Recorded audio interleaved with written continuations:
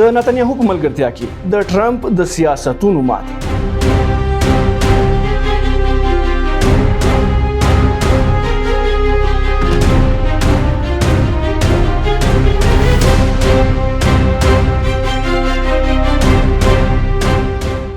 امریکا بیا وایي چې په دې جګړه کې ایران ته ډېری معلومات چې د روسیه ورکوي.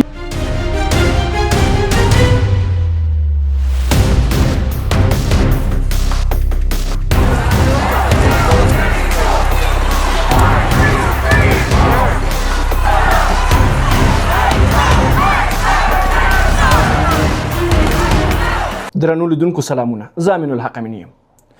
د ایران، اسرائیلو او امریکا ترمنځ د روانې جګړې دقیق 22مه ورځ ده. لکه مې ورځ چې دا جګړه پیل شوې ده، تر اوسه پورې په سیمه کې او همداشان د دې 3 هیوادونو په داخل کې مختلف تحولات تر سترګو کیږي. دا تحولات په مختلفو برخو کې تر سترګو کیږي چې د تیلو موضوع ده، همداشان اقتصادي موضوعات دي او همداشان سیاسي تغیرات چې په سیمه کې لیدل کیږي او همداشان په داخل د دغه 3 وړو هیوادونو لیدل کیږي. دا نو بیا په تیر کې ساری نه درلود. دا لومړی ځل ده چې دغه ډول تحولات په دغه هیوادونو همداشان د سیمې په هیوادونو کې لیدل کیږي. په تیره په منځني ختیځ کې عربي هیوادونو کې چې تر ډیره پورې دا امن هیوادونه ګڼل کېدل او ډیری هغه پانګوالو چې هغې کوښښ کوي چې پانګونه وکړي او د خپلې هغه سرمایې او د هغې دارایي له ویرې څخه مطمئن اوسیږي چې په نورو هیوادونو کې دوی درلودله، دوی کوښښ کوي چې دغلته پانګونې وکړي او وکولی شي چې خپل اقتصادي ګټې هلته تضمین کړي. خو اوس وختونو کې په امنیتي ویره په دغه هیوادونو کې ډیره زیاته شوې ده او هیڅ امن دغه هیوادونه نه ګڼل کیږي. د خلیج هیوادونو تاریخ ته چې مونږ وګورو، دی اکثره وخت په سیاسي ناندریو کې کوښښ کړی دی چې ځان یو طرف واقع نه کړي او یو خپلواک سیاست غوره کړي. خو په دې وروستیو کې دوی یو ډول په دغه کړکېچ کې چې د ایران، امریکا او اسرائیلو ترمنځ رامنځته شوی دی، دوی پکې ښکېل شوي دي او دوی کوښښ کوي چې ځانونه ترېنه وباسي، خو بیا هم ترېنه د وتلو لاره ورکه ده.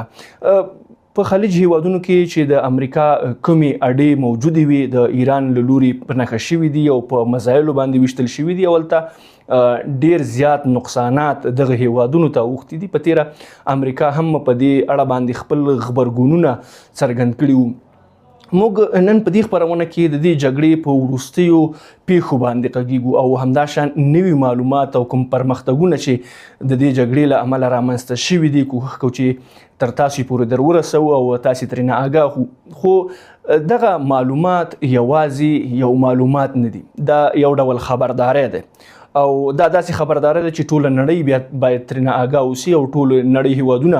په دې باندې پوهیږي چې په اوس وختونو کې په منځني ختیځ کې همداشان د خلیج هیوادونو په داخل کې همداشان دغه هیوادونه چې عملاً په جګړه کې ښکیل دي، د دوی ترمنځ څه روان دي او دوی څنګه کولی شي چې خپلې ګټې ولټوي او خپل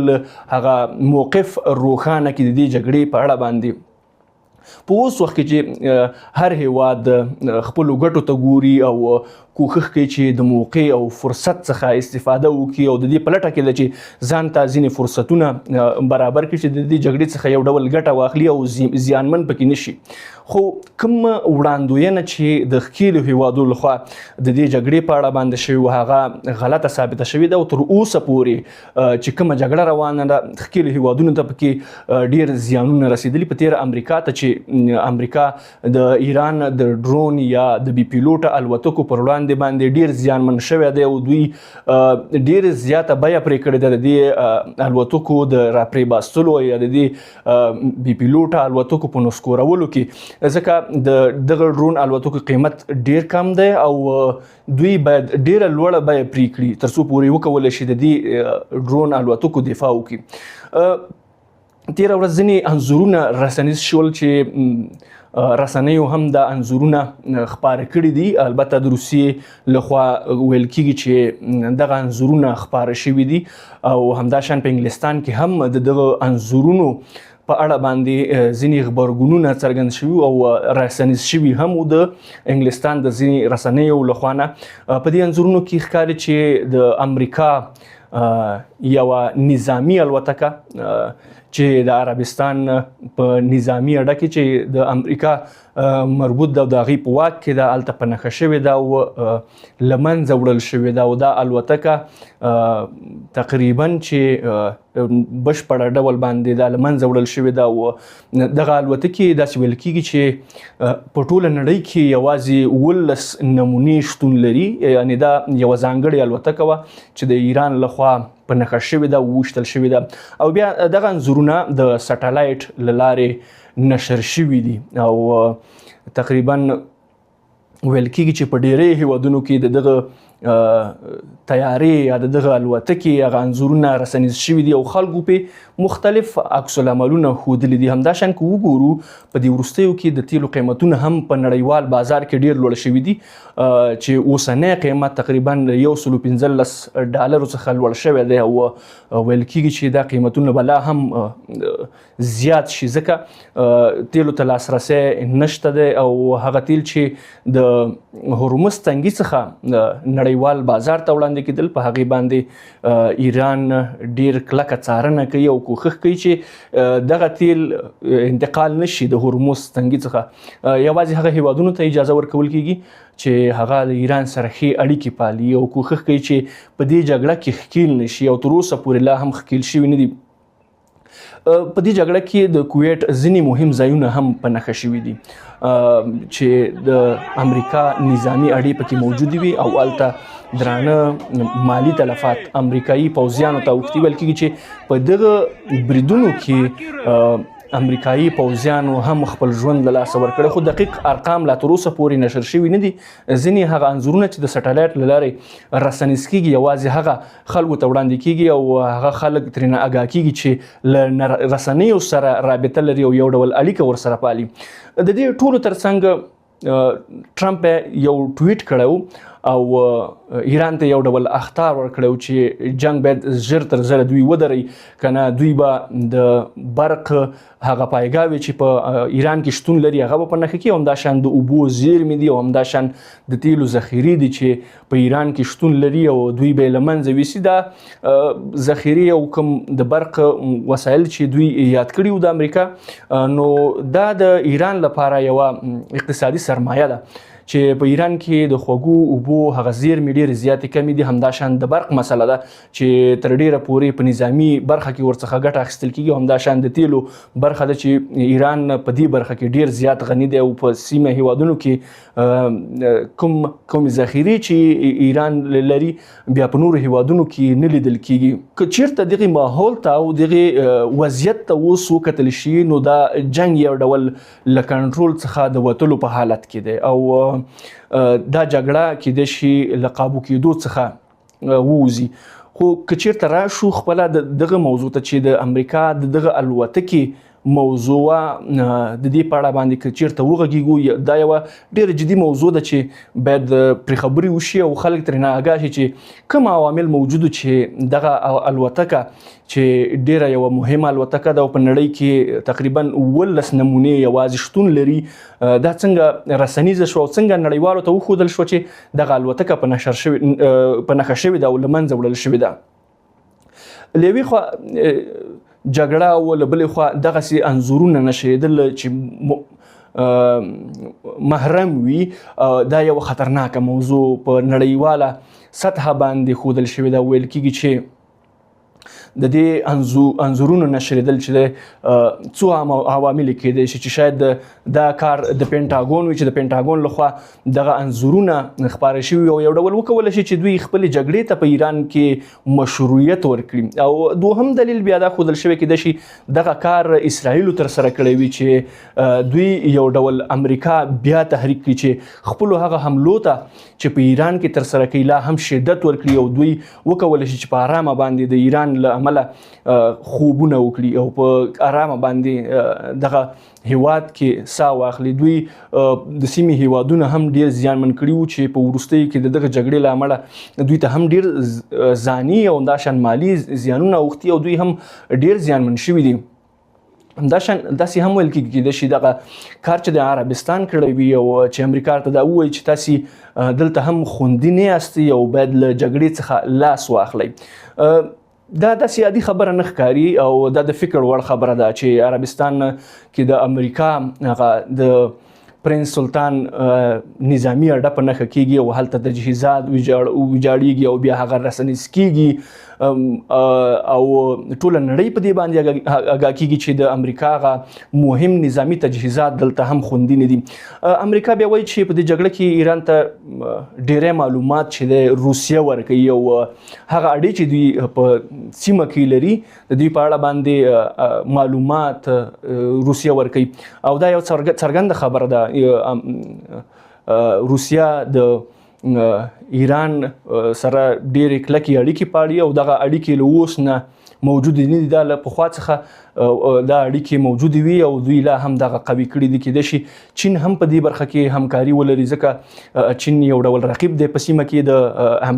د امریکا چې هغه نه غواړي چې دلته امریکا حضور ولري. څو ورځې وړاندې د ټرمپ لخوا شاهزاده محمد بن سلمان هم ډیر بې عزته شوی چې ډېرې بدې خبرې ورته کړې وي او شاید داسې هم ویل کېږي چې دغه کار چې اوس شوی دی کېدای شي دغه کار محمد بن سلمان قصدن ترسره کړی وي. ټرمپ دا هم ویلي چې ولې له اسرائیلو سره په جګړه کې یا له موږ سره چې د ایران په مقابل کې موږ جګړه پیل کړې ده ولې ورسره سعودي عربستان ملتیا نه کوي. همداشان که چیرته وګورو پاکستان له وړاندې امریکا ته ډاډ ورکړو چې موږ هر وخت کولی شو چې له تاسې سره په دې جګړه کې ګډون وکړو. خو یوه مسله چې دوی دپاره تر ډیره پورې د دوی ممانعت کوي د امریکا سره د جګړې د یو ځایوالي په برخه کې هغه موضوع نو بیا د اسلامیت موضوع ده چې د پاکستان خلک مذهبي خلک دي او هغوی اکثره وخت دغه جګړو په وړاندې باندې چې د امریکا په ګټه باندې ترسره کېږي نیوکې کوي. خو دوی امریکا ته دغه موضوع ویلې وه، ځینې رسنیو دغه موضوع راخیستې وه او داسې ویلي وو چې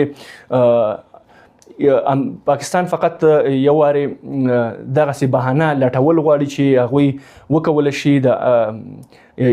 سعودي عربستان حضور په دې جګړه کې وویني او له هغې وروسته دوی هم خپل ځان ته یو ډول جواز ورکړي چې یوه بهانه ورته پیدا شي چې دوی هم د دغه جګړې یوه برخه شي. ځکه سعودي عربستان په نړۍ کې محبوبیت لري او یو اسلامي هیواد دی او له دې امله چې له دغه خاورې څخه اسلام راټوکېدلی دی او نور نړۍ ته خور شوی دی، له دې امله ډیری مسلمان هیوادونه له دوی سره همدردي لري په یو ډول باندې. که چېرته فکر وکړو امریکا او اسرائیل په یو ډول باندې غواړي چې په دغه جګړه کې د اهل سنت او اهل تشیع مسلمانانو ترمنځ یوه لویه ستونزه پیدا کړي. ځکه که چېرته په عربستان سعودي او پاکستان په دغه جګړه کې ښکیل کېږي ځکه دغه هیوادونه چې دي ډیری اهل سنت مسلمانان په دغه هیوادونو کې اوسیږي او ایران یو اهل تشیع هیواد دی او